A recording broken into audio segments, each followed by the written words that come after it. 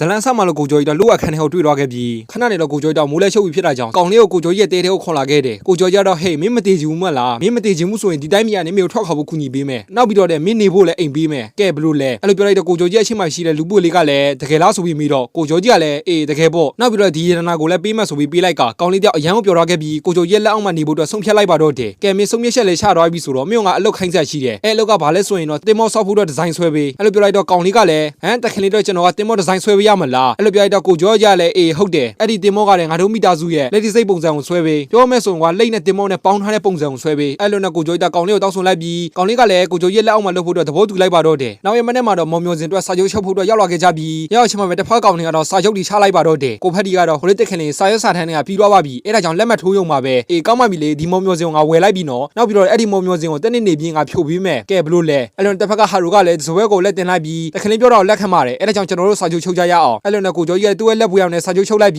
းနောက်ဆုံးမှတော့ပြီးဆုံးတော့ပါတော့တယ်ပြပြချင်းမှပဲသူကဆိုတဲ့ကောင်ကတော့အရန်ကိုပြောတော့ခဲ့ပြီးကိုကျော်ကြီးကိုလက်ဆွဲမိတ်ဆက်လိုက်ကဟေးမင်းအဲ့ဒီမောင်မျိုးစင်ကိုဖြိုချင်တဲ့ချိန်ကျရင်ငါ့ကိုပြောတော့ဘာလို့လဲဆိုရင်တော့လူဝင်ကလူဝင်ငါထောက်ပံ့ပေးမလို့ပဲအဲ့လိုနဲ့သူကဆိုတဲ့လူတရားကိုကျော်ကြီးကိုလက်ဆွဲနှုတ်ဆက်လိုက်ပြီးနောက်တစ်ခါတွေ့တဲ့ချိန်ကျရင်ငါဒီနိုင်ငံကိုအပိုင်သိမ်းထားမယ်အဲ့ဒါကြောင့်မင်းနဲ့ငါနဲ့အတိဆိုတော့မင်းအရန်ကိုဂုဏ်ယူရမှာပဲအဲ့လိုပြောလိုက်တော့ကိုကျော်ကြီးကလည်းရှိုက်ပုံလိုက်ပြီးနောက်ဆုံးမှတော့သူတို့စာချုပ်ကလည်းပြီးဆုံးတော့ပါတော့တယ်အဲ့လိုနဲ့နေ့လဲကိုရောက်လာခဲ့ပြီးရောက်ချင်းမှပဲဇပွဲကုံချွင်ငွေတွေချပေးလိုက်ကအဲ့တော့ကြီးနေတဲ့ကိုဖက်တီကတော့စောင့်နေအိုင်အော်နေခဲ့ပါတော့တယ်ဘေးနားမှာရှိတဲ့ကိုကျော်ကြီးကတော့ဟေးမင်းဘာတွေအိုင်အော်နေတာလဲအဲ့ဒီရွှေတွေကမင်းအတွက်ပဲအဲ့လိုနဲ့အဲ့ဒီရွှေငွေတွေကိုကိုဖက်တီကိုပေးလိုက်ပြီးဟိုလေးတစ်ခင်နေဒီဟာရဲ့အရန်ကိုများတယ်ဘာလို့ကျွန်တော်ကိုအများကြီးပေးတာလဲဗျအဲ့လိုပြောလိုက်တော့ကိုကျော်ကြီးကလည်းမင်းနဲ့အရန်ကိုကြိုးစားခဲ့မှပဲလေဘာလို့လဲဆိုရင်တော့မင်းကငါယုံကြည်လို့ပဲအဲ့လိုနဲ့ကိုကျော်ကြီးကစကားပြောပြီးဖြစ်တာကြောင့်အိမ်ပြန်မလို့တော့အနောက်မှာရှိတဲ့ကိုဖက်တီကတော့ကျွန်တော်ကိုဘလောက်တောင်ပေးတာလဲဆိုပြီးမိတော့ကိုကျော်ကြီးကလည်း30ရာခိုင်နှုန်းပေးလိုက်တာဆိုပြီးပြောလိုက်ပါတော့တယ်အဲ့လိုပြောလိုက်တဲ့ကြောင့်ကိုဖက်တီတော့စောင့်ရနေအိုင်အော်တော့ခဲ့တာပေါ့ဘာလို့လဲဆိုရင်တော့သူ့ကို20ရာခိုင်နှုန်းပဲပေးမယ်လို့ထင်ထားတာပါဒါပေမဲ့လည်းကိုကျော်ကြီးက30ရာခိုင်နှုန်းပေးလိုက်တာကြောင့်မလို့ပဲဖြစ်တယ်ဟေးမင်းအိုင်အော်စရာမလိုပါဘူးနောက်ပြီးတော့အဲ့ဒီပတ်စံတွေကလည်းမင်းနဲ့ထိုက်တန်ပါတယ်အဲ့လိုနဲ့ကိုကျော်ကြီးတော့စကားပြောလို့လည်းပြီးသွားပြီဖြစ်တာကြောင့်ခဏနေတော့ကိုကျော်ကြီးအရှိကိုဝင်ပေးလေနဲ့ကိုရန်တော်တယောက်ကိုခေါ်လိုက်ပါတော့တယ်ဟေးမင်းတို့ကအလုပ်ခိုင်းဆက်ရှိတယ်အဲ့ဒီအလုပ်ကဘာလဲဆိုရင်တော့တောင်တဲရမယ်ဘာလို့တောင်တဲရမလဲဆိုရင်တော့ငါပြတဲ့တောင်ထိပ်ကိုမင်းတို့တွေကရှင်းအောင်ပစ္စည်းကိုတွားယူရမယ်အဲ့လိုပြောလိုက်တော့တစ်ဖက်ကကုန်တွေကလည်းဟိုလေးတက်ခင်လေးပြောတဲ့တောင်ကအရန်ကိုမတ်ဆောက်ပြီးတော့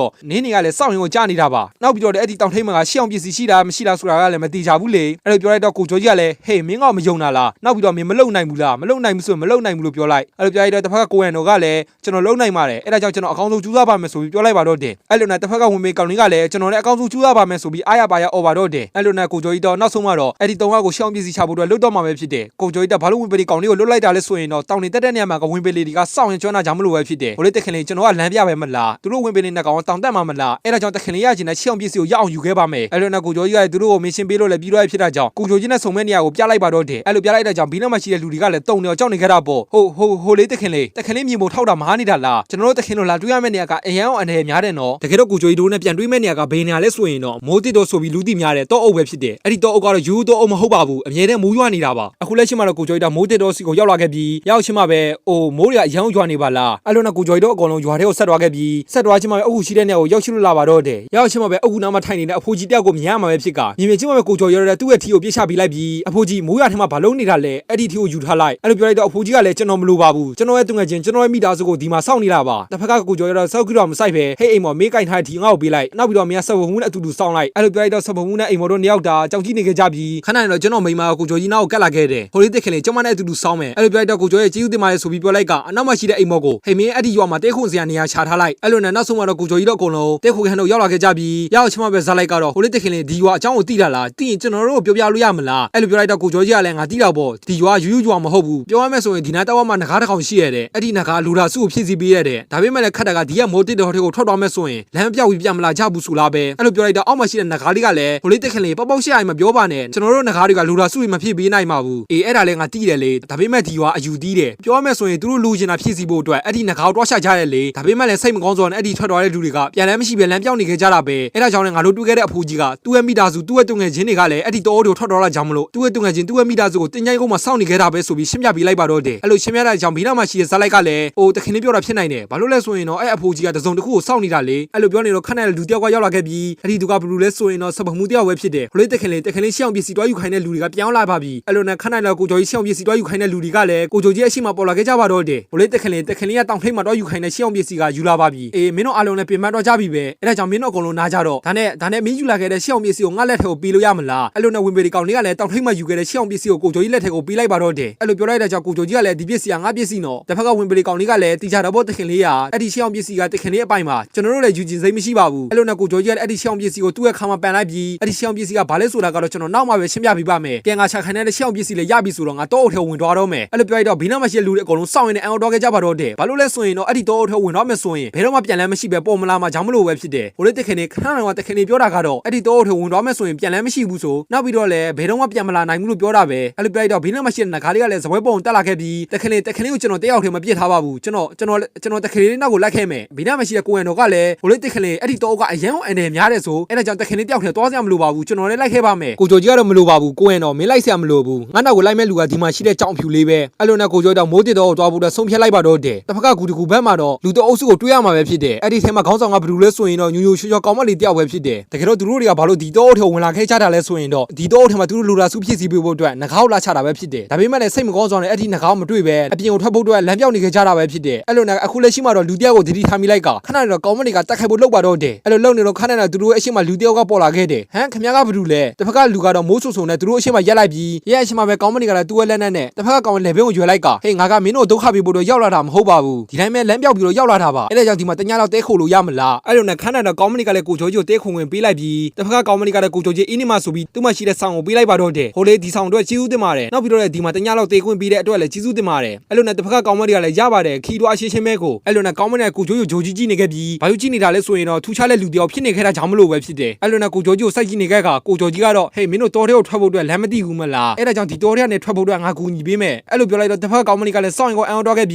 းဘာလို့လဲဆိုရင်တော့ကိုချိုကြီးကိုသူတို့ချနေတဲ့ငကားတစ်ကောင်များဖြစ်နေမလားဆိုပြီးပေါ့တစ်ဖက်ကကိုချိုကြီးလည်းဟိုလေကျွန်တော်တခုပြောလို့ရမလားကျွန်တော်ကငကားတစ်ကောင်မဟုတ်ပါဘူးအဲ့ဒါကြောင့်ကျွန်တော်ယူတီတွေပြောစရာမလိုပါဘူးတစ်ဖက်ကောင်းမလေးလည်းကိုချိုကြီးအန်အော်နဲ့အကြည့်တွေနဲ့ကြည့်နေခဲ့ပြီးဘာလို့လဲဆိုရင်တော့ငကားတစ်ကောင်မဟုတ်တာတော့မှဒီတယောက်ထဲကဘယ်လိုထွက်ရမလဲဆိုတာကိုသိနေခဲ့တာကြောင့်မလို့ပဲဖြစ်တယ်တကယ်တော့ကိုချိုကြီးသိနေတာမဟုတ်ပါဘူးကိုချိုကြီးခေါ်လာခဲ့တဲ့ကြောင်ဖြူလေးကသိတာပဲဖြစ်တယ်အဲ့ဒီကြောင်ဖြူလေးကဘာလို့သိတာလဲဆိုရင်တော့ဒီတော့မှရှိတဲ့မြူတွေကိုထိန်းချုပ်နိုင်တာကြောင့်မလို့ပဲဖြစ်တယ်အဲ့လိုနဲ့အခုလက်ရှိမှာတော့ကိုချိုကြီးကကြောင်လေးကိုပုတ်ပေးနေခဲ့ပြီးဟိုလေကျွန်တော်မေးချင်တာတစ်ခုရှိပါတယ်အဲ့ဒါကဘာလဲဆိုရင်တော့ခင်ဗျားတို့ကဘာလို့ဒီတော့အုပ်ထဲကိုရောက်လာရတာလဲအဲ့လိုပြောလိုက်တော့ကောင်းမလေးကလည်းဒီတော့အုပ်မှာငကားရှိတဲ့ဆိုလို့ကျမတို့လူလာစုလာတောင်းတာပါဒါပေမဲ့အခုဒီအဲ့ဒီငကားကိုမတွေ့သေးပါဘူးအဲ့လိုပြောလိုက်တော့ကိုချိုကြီးရဲ့တစ်ဖက်ကငကားလေးကလည်းတက်ပြင်းချလိုက်ပြီးကိုချိုကြီးကတော့မင်းတို့ချန်နေတဲ့ငကားတကယ်မရှိပါဘူးအဲ့ဒါကြောင့်မင်းတို့ရဲ့လက်ချော့လိုက်ပါဆိုပြီးပြောလိုက်ပါတော့တယ်အဲ့လိုပြောလိုက်တဲ့ကြောင့်တစ်ဖက်ကကောင်လေးကလည်းစိတ်မကောင်းဖြစ်သွားခဲ့ပြီးကိုချိုကြီးကတော့မင်းတို့မှာစားစရာမရှိတော့ဘူးမလားနောက်ပြီးတော့လည်းမင်းတို့ပြန်ဖို့အတွက်လမ်းမသိဘူးဆိုတော့ငါလိုက်ဖို့ပေးပါမယ်အဲ့လိုပြောလိုက်တော့တစ်ဖက်ကကောင်မလေးကလည်းကျေးဇူးတင်ပါတယ်တခင်လေးနောက်ပြီးတော့ကျမတို့စုတောင်းပြငကားကိုခြာရတဲ့အကြောင်းရင်းကလည်းကျမတို့ရဲ့ရွာကမီးလောင်နေတာပြောမယ်ဆိုရင်အဲ့ဒီမီးကရိုးရိုးမီးမဟုတ်ပါဘူးအဲ့ဒီမီးကရေနဲ့လည်းငြိမ်လို့မရဘူးမော်နဲ့လည်းငြိမ်လို့မရပါဘူးဘယ်တော့မှမငြိမ်တဲ့မီးပါနောက်ပြီးတော့ကျမဘွားမှာလည်းအဲ့ဒီမီးတော့ကိုပထမဦးဆုံးမြင်ဘူးလားဆိုပြီးကိုချိုကြီးကိုပြောလိုက်ပါတော့တယ်တစ်ဖက်ကကိုချိုကြီးကလည်းအော်မင်းတို့နဲ့မီးမှာမီးလောင်နေတာကြောင့်မလို့အဲ့ဒီမီးကိုငြိမ်ဖို့အတွက်ငကားရှိမှအခုညီလာတောင်းတာပေါ့လေအဲ့ဒါပြောရတော့တစ်ဖက်ကကောင်မလေးကလည်းဟုတ်ပါတယ်တခင်လေးဒါပေမဲ့ကံမကောင်းစွာနဲ့အဲ့ဒီစုတောင်းပြငကားကိုမတွေ့ပါဘူးအဲ့ဒါကြောင့်လည်းဒီတော့မှပိတ်မိနေတာဆိုပြီးရှင်းပြပေးလိုက်ပါတော့တယ်အဲ့ရှင်းပြပေးလိုက်တာကြောင့်လေးတို့ကြာရုပ်တဲ့တိတ်ဆက်တော့ခဲ့ပ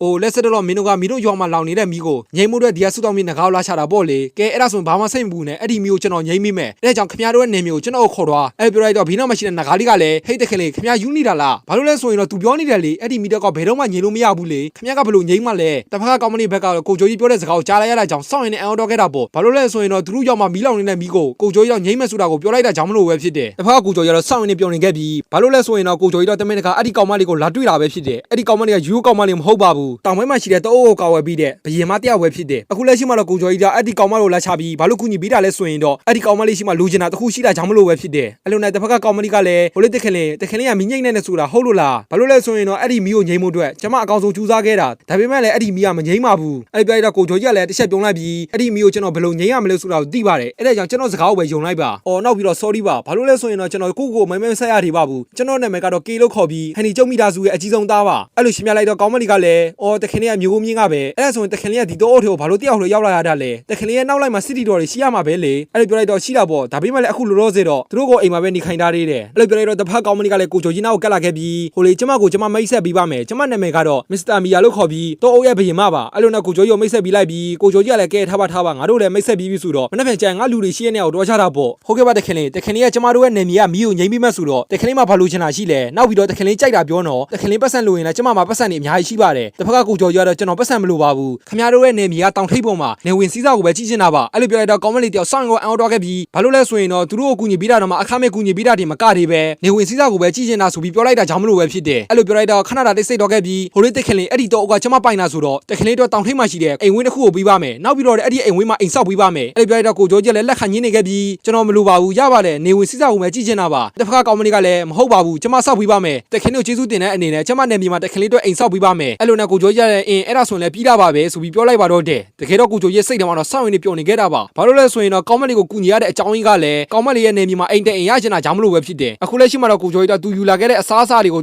ကောင်းမလေးတို့ရဲ့အရှိမချပြီးလိုက်ပြီးဒီနောက်မှာရှိတဲ့လူတွေကတော့အဲ့ဒီဟင်းတွေကိုမြင်လိုက်ရတာကြောင့်စောင့်ရင်နဲ့အယောင်နေခဲ့ကြတာပေါ့ကောင်းမလေးလည်းအတူတူပါပဲဟဲ့ဒီဟင်းတွေကခမားတို့ယူလာပေးခဲ့တာပါခမားတို့လည်းဒီကူမှာပိတ်မိနေတာကြာပြီမလားအဲ့ဒါကြောင့်ဒီဟင်းပွဲတွေကိုအဝစားလို့ရပါတယ်အဲ့လိုနဲ့ကိုကျော်ကြီးတော့အဲ့ဒီစားစားဖို့တော့ခင်းကိုပေးလိုက်ပြီးကောင်းမလေးကအဲ့ဒီခင်းကိုယူလိုက်ကအဲ့ဒီအစားအစာတွေကိုစပြီးစားကြပါတော့တယ်အဲ့လိုနဲ့နောက်ရက်မနေ့ကိုရောက်လာတော့တိုးထဲဝင်တော့ခဲ့တဲ့ကိုကျော်ကြီးကိုဇလိုက်တို့နဲ့ကိုကျော်ရဲ့နောက်လိုက်တွေကကိုကျော်ကြီးကိုမျောနေခဲ့ကြပါတော့တယ်အဲ့လိုမျောနေတော့ကြောင်နေကတော့တခုခုသတိထိုင်မိလိုက်ကခဏနေတော့ကြောင်နေကလည်းသူ့အမောက်တွေးလိုက်ရတာကြောင့်ချက်စလို့ပြေးလာခဲ့ပါတော့တယ်ခဏနေတော့ကိုကျော်ကြီးရောက်လာခဲ့ပြီးအဲ့လိုရောက်လာတာကိုကြည့်နေတဲ့တင်းချိုင်းကအဖိုးကြီးကလည်းစောင့်နေအံ့ဩတော့ခဲ့တာပေါ့ဘာလို့လဲဆိုရင်တော့ပြန်လဲမရှိတဲ့တောအုပ်ကနေထွက်နိုင်ခဲ့တာကြောင့်မလို့ပဲဖြစ်တယ်အဲ့ဒါကိုကြည့်နေတဲ့ဇလိုက်ကလည်းအရန်ကိုပျော်သွားခဲ့ပြီးကိုကျော်ကြီးလည်းတင်းချိုင်းမရှိတဲ့အဖိုးကြီးနောက်ကိုကက်လာခဲ့ကအဲ့ဒီတောအုပ်ထဲမှာငကားလည်းမရှိသလိုအဖိုးကြီးရဲ့လူတွေကလည်းအယူတွေဖြစ်သွားပြီးလို့ထင်တယ်ဆိုပြီးပြောလိုက်ပါတော့တယ်အဲ့လိုပြောလိုက်တဲ့အကြောင်းအဖိုးကြီးကလည်းမျက်ရည်တွေပါချလာခဲ့ပြီးဘာလို့လဲဆိုရင်တော့သူအမြဲတမ်းယုံကြည်ရတဲ့ငကားကတကယ်မရှိတာကြောင့်မလို့ပဲဖြစ်တယ်ကိုကျော်ကြီးအဲ့ဒီငိုနေတဲ့အဖိုးကြီးကိုကြည့်နေခဲ့ပြီးဟူလူတွေကတကယ်ကိုအယုံကြည်ကြီးကြတာပဲထားပါလေအဲ့ဒါကငါကိစ္စမဟုတ်ဘူးအဲ့လိုနဲ့ကိုကျော်ကြီးတော့တစ်ဖက်ကိုလဲတော့ခဲ့ပြီးဟဲ့အိမ်မော်တဲခုထဲမှာရှိတဲ့ငါ့ပစ္စည်းတွေအကုန်လုံးယူလာခဲ့တော့နောက်ပြီးတော့မင်းတို့အကုန်လုံးလည်းပြင်ဆင်ထားကြ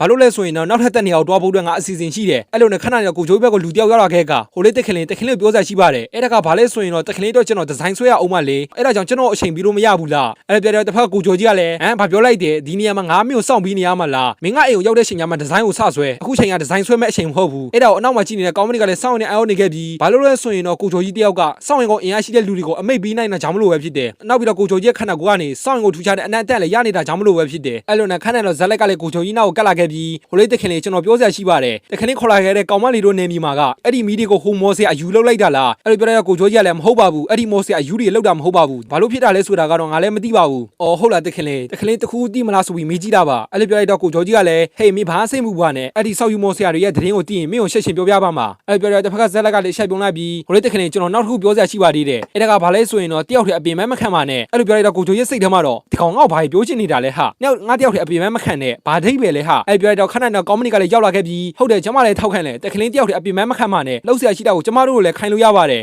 မင်းတို့ဘာပြောချင်တာလဲဆိုတာကတော့မသိပေမဲ့ငါအဲ့လိုလှုပ်ဖို့အတွက်စိတ်ကူမရှိပါဘူးအဲ့လိုပြောလိုက်တော့တစ်ဖက်ကဇက်လိုင်းနဲ့ကောင်းမနီတို့ကလည်းဟူဒီကတခင်လေးကိုထိန်းလို့မလွယ်ပါလားအဲ့လိုနဲ့နောက်ရက်မှာတော့ကိုကျော်ကြီးတို့အကုန်လုံးစောင့်ရင်ကိုမီးလောင်နေတဲ့တောတစ်တော်စီကိုရောက်ရှိလို့လာပါတော့တယ်အဲ့ဒါကိုကြည့်နေတဲ့ကိုကျော်ကြီးကလည်းစောင့်ရင်ကိုများတဲ့မီးပါလားဆိုပြီးပြောလိုက်ကကဲဒီပိုင်းနဲ့ဒီမှာပဲစက်တင်ထားချင်ပါတယ်ဗျနောက်ထပ်အပိုင်းကိုတော့မနေ့ပြန်မှစက်တင်ထားပြပါမယ်အဆုံးကြီးကြည့်ရှုပြကြတဲ့ငွေချင်းအားလုံးကိုကျေးဇူးတင်ပါတယ်